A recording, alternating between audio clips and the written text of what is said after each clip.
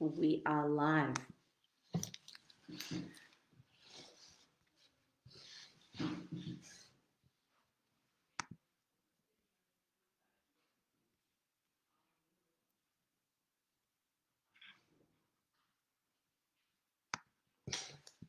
Nora Olsena. Dabra.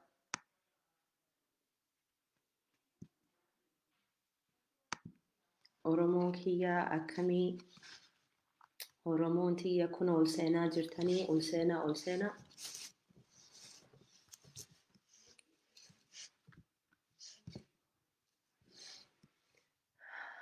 Anaa dhufu isiniin jennaa. Welcome Abdi Hussein, welcome. Ahmed Saeed, welcome. Abbaa biyya Ahmadi baganagaan nu eedan.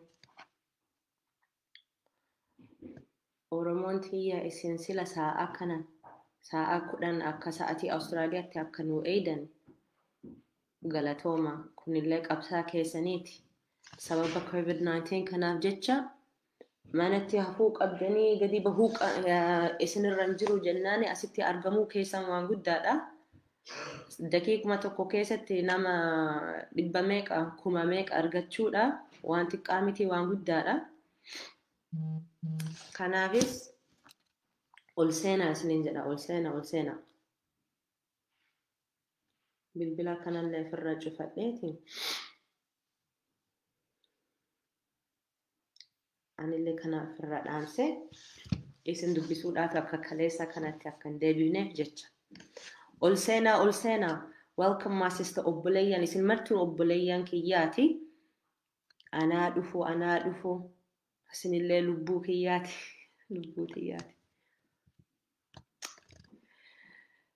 Hedduu waan hedduu isinirraa barbaanna Oromoo teenna. Baga nagaan ol seentanii baga isin argannee haa eegallu. Haa isin argachuudhaan noonnoo kiyya.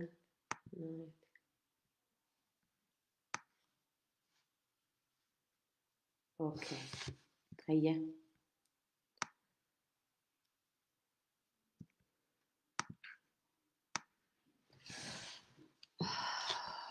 Oromoon kenna maaluma jennee tumaan eegallaa. Garaan nu gubatee jira. Akkuma isin beeytan wanti nurra mataa keenyarra bu'e kana torbaan takka amma deemaa jira. Torbaan takka kana keessatti teenneetumaan wal jajjabeessine imimmaan odoo nu qabe garaa odoon nu balleesse hedduu natti dhagaamee jira.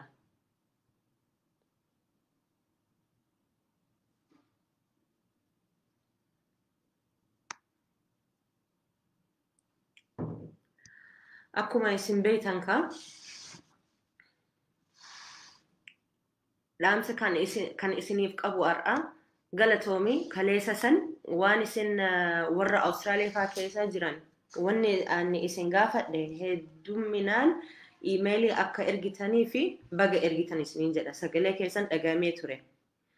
Waldaya waajjira namitti foreign minister ka jedhamtu hedduu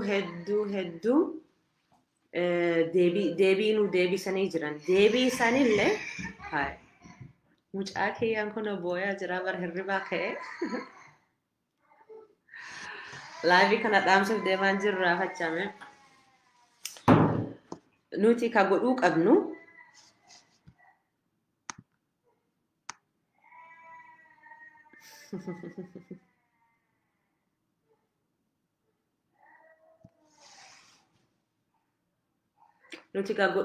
amma namitti iimeelii isii argannee jirra. Ka waajjira dhiisii kama ufii isiitii eega arganne bakka aangoon isii foreign minister ka jedhamu iimeelii as gubbarra barreesseen jira. Ammallee ittuma fufaa Oromoon tiyya ammallee itti fufaa isin jechaa jira bara. Akka gaarii jirtanii jabaadhaa itti fufaa guyyaa namittiin sun hanga wanti nu barbaannu kanatti hanga nu kennitutti dhaabuun qabnu bara Oromootiyya.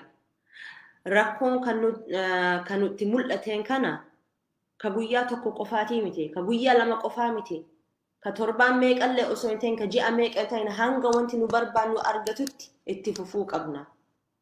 Qeerroon keenya gaafa bara 2016 irra eegalan san Oromo protest jedhanii harka duwwaan afaan isaaniitiin waan ofii barbaadan ittuma fufanii odoo guyyaa takka haraan baasanillee itti fufanii fiixatti baasan.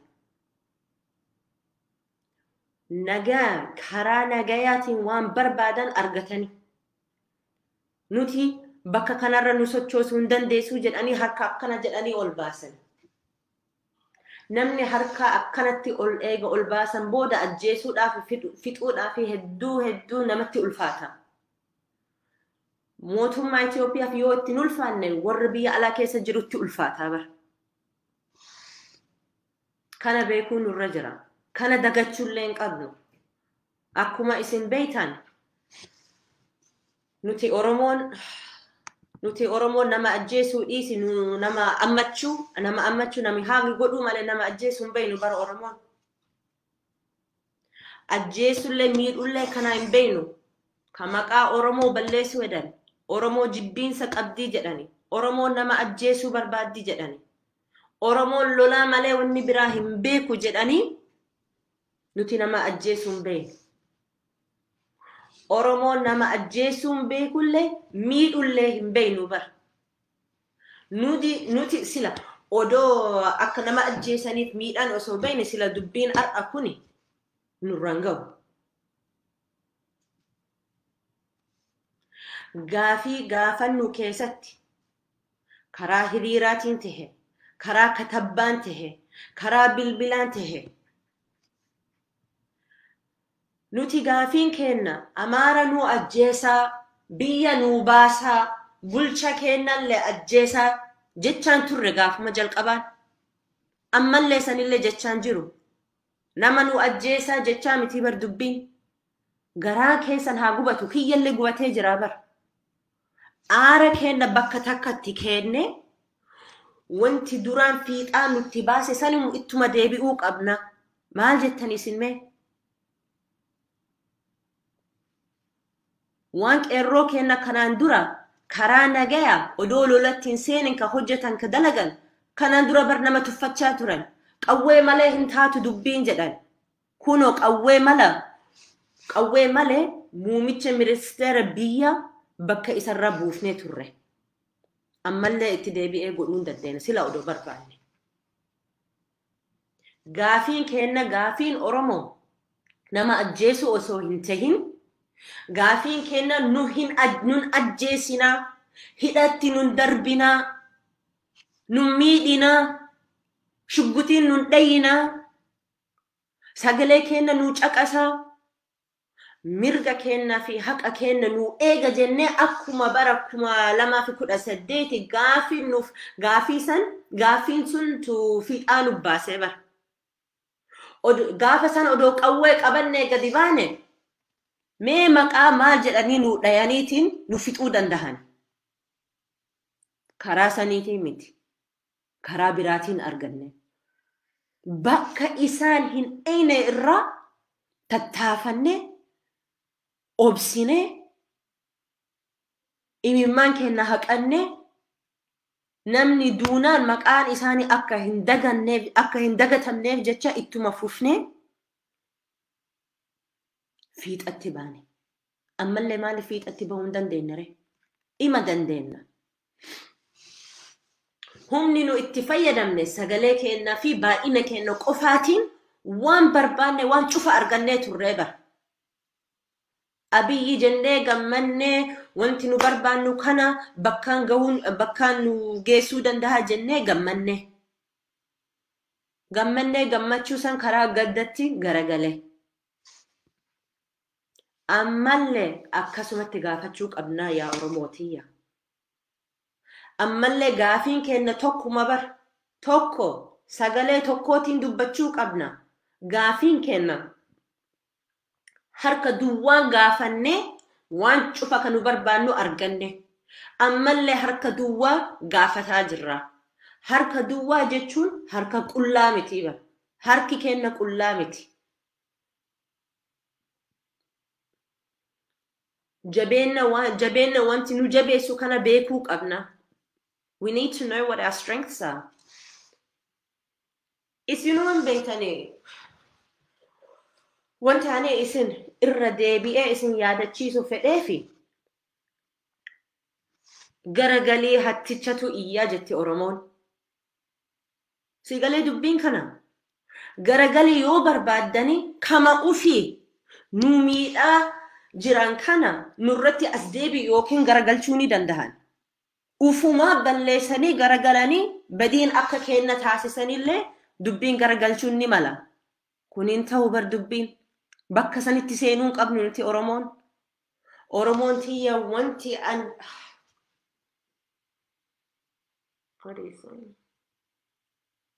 dhugaa keetti jechaa jirtanii ammoo dhugaa keessanillee haasa'uu qabdanii bar.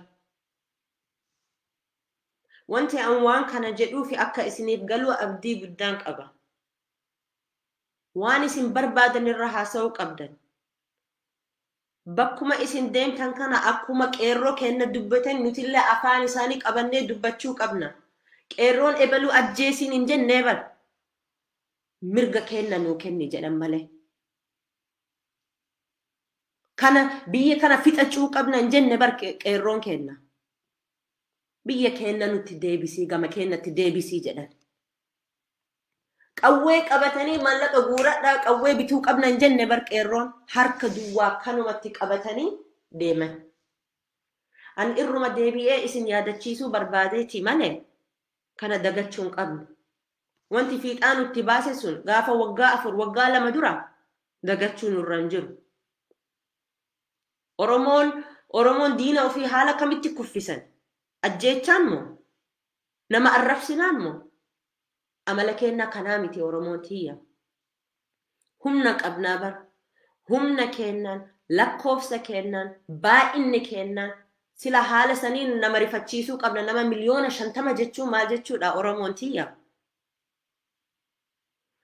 Namni hedduu ebaluutti iimeelii ergi yeroon jedhu bee maaluma godha iimeeluma takkittiisan dhuga. Bilisummaa sammuu keessan bilisatti baasuudhaafi dalagaan kun ka dalagaa guyyaa tokkotti qofa yoo ka jedhu taatan ammumarra dhaabadha ofirra gala mana ofirra booyadha waan feetan godhadha.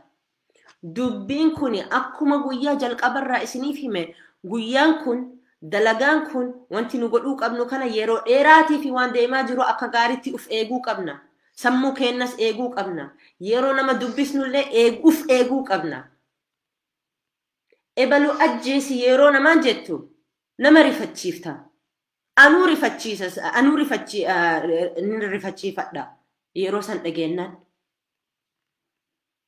Waan nuti barbaannu kana odoo irraa haasoften meenuu wayyure. Ani yeroo namaan dubbisu duraan dursee Oromoo rakkoo keessa maali jennaan maqaa muummicha ministeeraallee dha'uun qabu bar. Dubbiin isaa miti. Isa yoo kabuusu ta'an kabiraa nuuf fiduu danda'an kunoo mallasi jennee odoo isa nurra kufanii gammannaa jiran kunoo rabbiin tabiraa fide.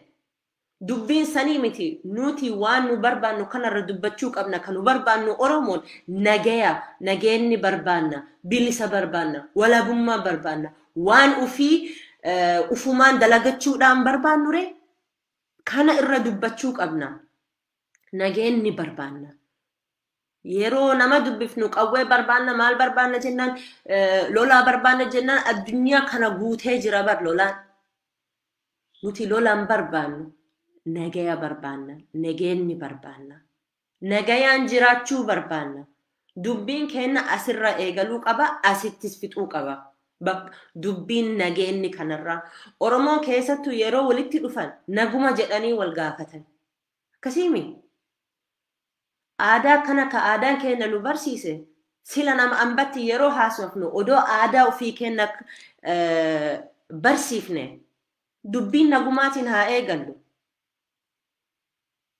dhoysuu miti dubbii on hajaa keessan dhoysuu osoo hin tahin dhugaa dubbachuudhaaf waan isin barbaadan waan ufii keessan irraa haasaa malee waan nama ebaluu irraa miti. Politika kana jira ebaluu maali jira maqaa kana political group kana dubbiin sanii miti. Oromoon nageenni hin qabdu dubbiin hagasuma. Nuti maal barbaadan Oromoon maal barbaade nagaa barbaade nageenni barbaade hagasuma. Wanni bira akka barbaadu hin jiru. Kanarra walii galuu qabna. Karaa nageenni san argachuudhaaf damee adda addaatiin yaada adda addaatiin walii galuu dhabuun ni malti. Ammoo wal yaadachiisuu qabna.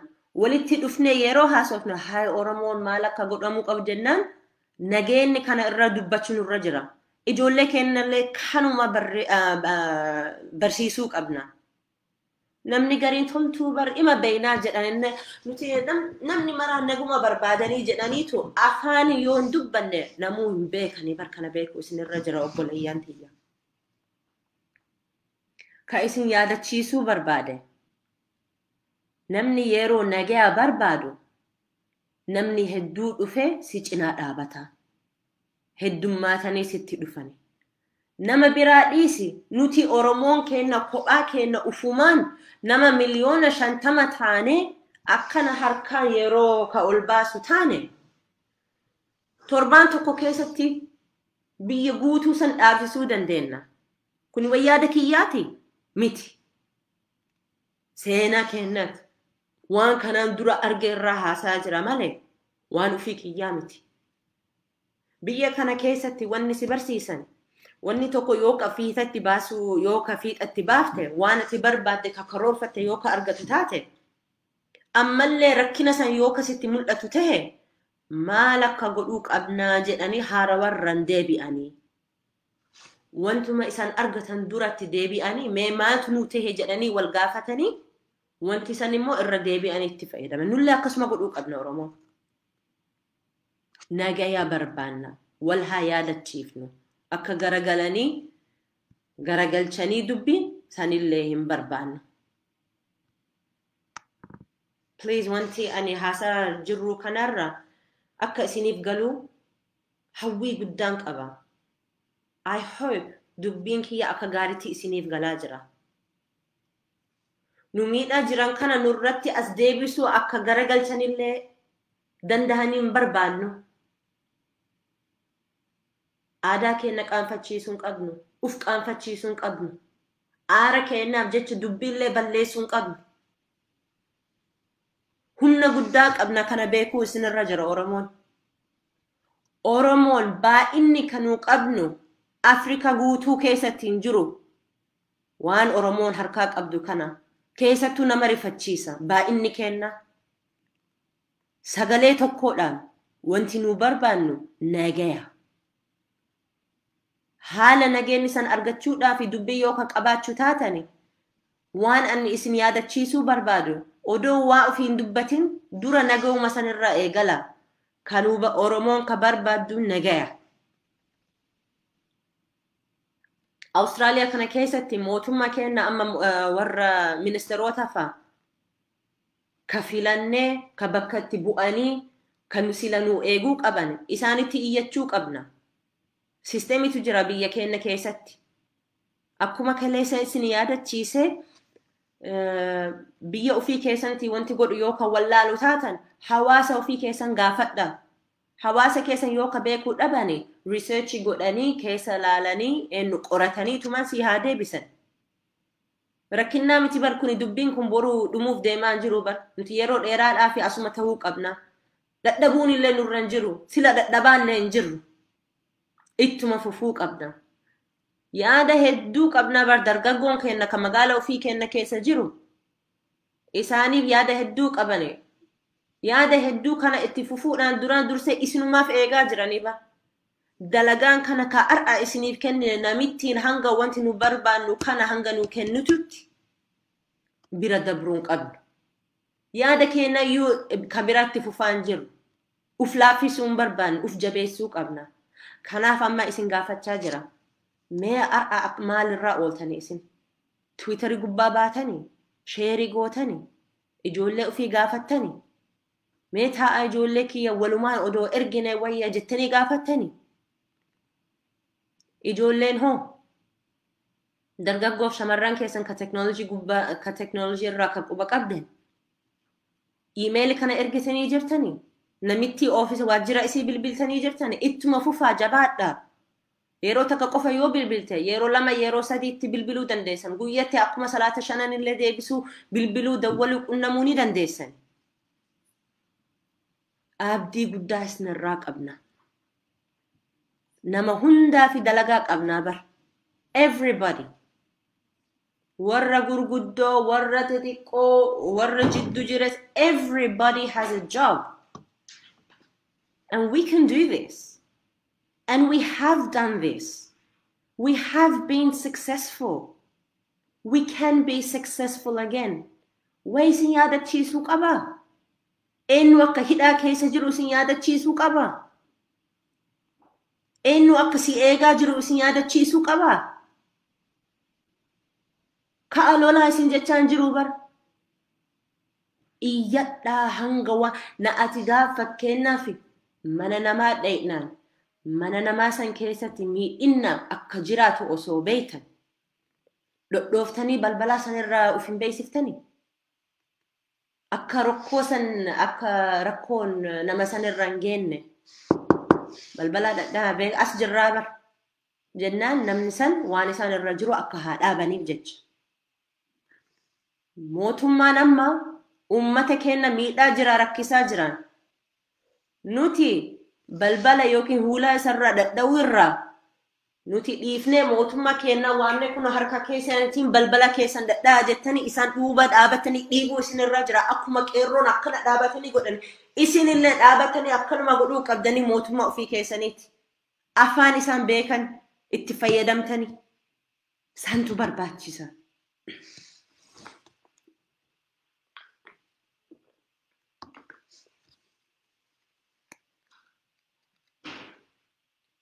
I think dubbiin tokko isiniif galaa jira amma dubbiin this is not a one day job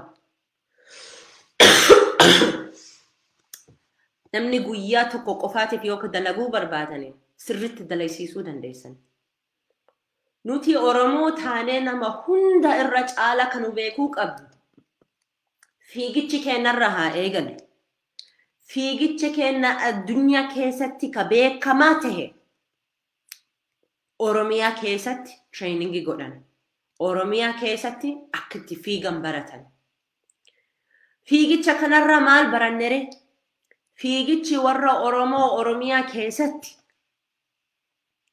fiiguun kiiloomeetirii maaraatooniin kiiloomeetirii 42 yoo ka fiiguu barbaaddan uf qophooftee akka nama kiiloomeetirii tokko fiiguun qabdu akka namni kiiloomeetirii 42 fiiguuf deemaa jirtu suuta jedhi eegalii ammoo hin dhaabini takka eegaltee booda fiiguu kana dhaabuu nurran jiru siigalee dubbiin ani xalayaa guyyaa 10 yeroo 10 ergee fi ani ebeluu bilbile kuno haleessallee erge dheengaddallee erge torbaan dabirellee erge maaluma abootii torbaan lama kana hunda eegee kan akkamti waan barbaade naa dhufuu dhabee jettanii ajaa'ibun nama ajaa'ibsiisa dubbiin akkasii miti fiigicha keenyarra haa barannu nullee fiigaa jirraa bara fiigicha akka isaanii osoo hin tahin fiigicha kan biraati fiigicha kanaaf uf haa qopheeffannu bishaan haa dhuynu yeroo hirribaatirraa haa rafnu kaanee yeroo dalaguu qabnu haa dalaynu wal haa gargaarru yaada adda yoo ka qabaachuu taane it's not a big deal lakki Oromoon bilisa akkatti argatuu qabani akkana lakki akkasii miti baraboo akkanaati lakki Oromoon akkas godhu qabu dubbii sanillee nu dadhabsiisaa jira bar bakka saniyyuu hin geenne bar duraan durse kan wanti nu barbaannu kanarra please haa dubbannu akkamitti dubbannaa jedhi na gaafadhume xalayuma kanarraa eegala Australia keessa yoo jiraatan namitti Maurice Payne kana email isii erga Ameerikaa keessa jiraatan viidiyoo kana arginaan ijoollee keessan gaafadha aboo Awustiraaliyaa keessatti bakka kana qunnamuuf deemaa jira nuhoo jedhaa gaafadha. Nama meeqatu as gubbaa jira? Nama 1000 meeqa? So wal gaafachuu qabna, wal yaadachiisuu qabna. Itti haa fufnu. Hawwii guddaa isinirraa qaba Oromoon xiyya. Yeroo gadda kana keessatti humna akka isin qabdanillee hin beeka. Humna keessan ni qabna. Humna lakkoofsaa, humna obsaa, humna baay'inaan. Kana hunda ni qabna, kana olillee ima qabnaa bara. Nu fixullee hin danda'ani bar nuti nama miliyoona 50 oleeti. Rabbiin waan nu jaalateef jecha baay'inni kenna hagana ga'e hin xiqqanne. Nu ajjeesanii Oromoon irruma deebi'anii ijoollee horaniituma kunoo miliyoona 50 qabnaa bara. Kanaa olillee argachuuf deemaa jirra rabbuma beeka sanillee. Ijoollee horuunis qabsoo guddaati. Oromummaa ofii akka hin daganneefi kunillee qabsoo guddaati. Nageenni akka barbaaddu odoon rifatini odoon sodaatini aara yoo qabaattellee aarri sanillee nama biratti dabarsuu irraa karaa nagayaatiin nama ofitti harkisa. Akka dubbiin isin irratti hin garagalchine Oromoon nageenni barbaadde. Jalqabumarraa nageenni barbaanne ammallee nageennuma barbaanna. Fuula dura kennaafis nageenni malee wanni biraan barbaanne. Komentiin hedduu jirti. Komentii keessanillee argaan jira. Boruu isinittiin deebi'a. Kunoo ar'a kaleessa irraa akka gaarii gootanii jirtanii waan ani isin gorse san fudhattanii nu deebisaa jiranii kunoo amma bilbilaa talammata kan kabiraatiif email kan kabiraatiif argannee jirra. Itti fufaa Oromoon xiyya itti fufaa galatooma isin jechuu barbaada. Boruu saa'uma kanatti walitti deebinaa. Nagayaan naa jiraadha. Kunoo gartee jirta nagayaan eegallee nagayaan haa fixannu. Haajaan keenyas akkasuma godhuu qabna. Ufuma keenya keessa akkasuma godhuu qabna. Nam ambaa yeroo dubbifne achumarraa eegallee aadaa keenya barsiisuu qabna. Oromoon maal akka ta'e nageenyumarraa haa eegallu. Afaan Ingiliffumaatiin is very easy. Oromo people want peace. Oromo people are missing peace. We are angry because there is no peace. We want justice because there is no peace. Emailiif alayaa kana yoo barbaadani innu video gubbarra barreesseen jira. We want peace. We are missing peace. There is no peace. When they bring guns, when they bring police, when they wrongfully imprison, there is no peace. And when there is no peace, Oromos will continue until we have peace. Thank you.